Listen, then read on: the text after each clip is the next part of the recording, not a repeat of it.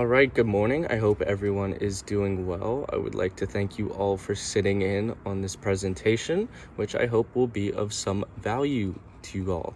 Now, today I will be presenting the currency swap, which is a derivative contract between two parties. Now, this is going to involve the exchange of interest rate payments as well as principal amounts that are denominated in different currencies.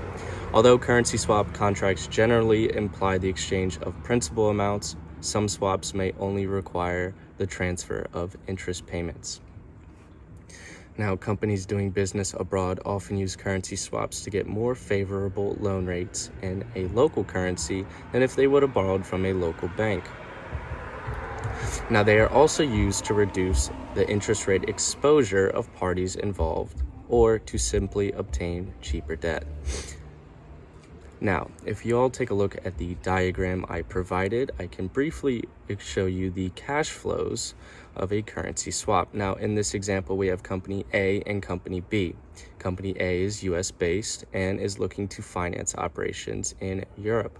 Company B, vice versa, is based in Europe and is looking to expand into the United States. Now, Company B will be needing euros for their expansion, in which they would need to borrow from a European bank. However, instead, they will be borrowing dollars from a local United States bank, while Company B, who needs dollars for their operations, will be borrowing euros from a local bank.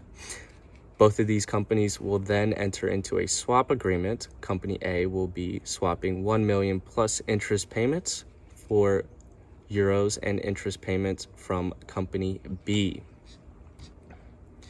Now, there are three types of currency swaps. The first one we have are fixed versus float. This is where one leg of the currency swap represents a stream of fixed interest rate payments, while another leg is a stream of floating interest rate payments. Next, we have a float versus float, which is commonly referred to as a basis swap, where both legs represent a floating interest rate payment. And finally, we have a fixed versus fixed, where both streams of currency swaps involved fixed interest rate payments. Moving on to how these derivatives are priced. Pricing is expressed as a value based on the LIBOR plus or minus spread, which is based on the credit risk between the exchanging parties. Now, this credit risk is a premium that is based on the likelihood that the party is capable of paying back the debt that they have borrowed with interest. Now, these interest payments are exchanged at fixed dates throughout the life of the contract. Regarding expected cash flows, on the maturity date, both parties will exchange back the principal amounts at the same rate. Now, what are the risks involved in entering into these contracts? Well, there are few negatives that can be associated with currency swaps. Businesses doing swaps are exposed to credit. All right, sorry about that. It looks like we got disconnected. Yeah, we all know how Zoom goes. All right. Anyways, getting back to the presentation, we left off at the risk. Now, businesses doing swaps are exposed to credit and interest rate risk, particularly with swaps that stretch over several years. Now, currency swaps are very liquid, and parties can settle on an agreement at any time during the lifetime of a transaction. Now, looking at how our product is regulated.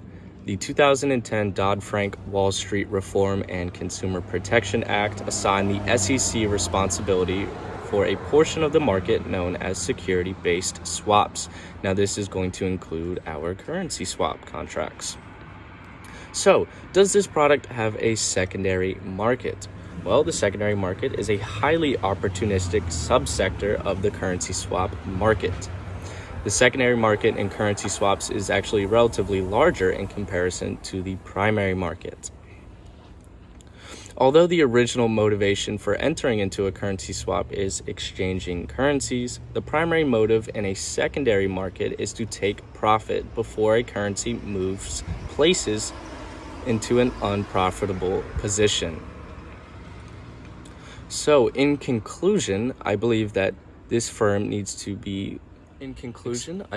the currency swap agreement would massively benefit this firm in our global operations.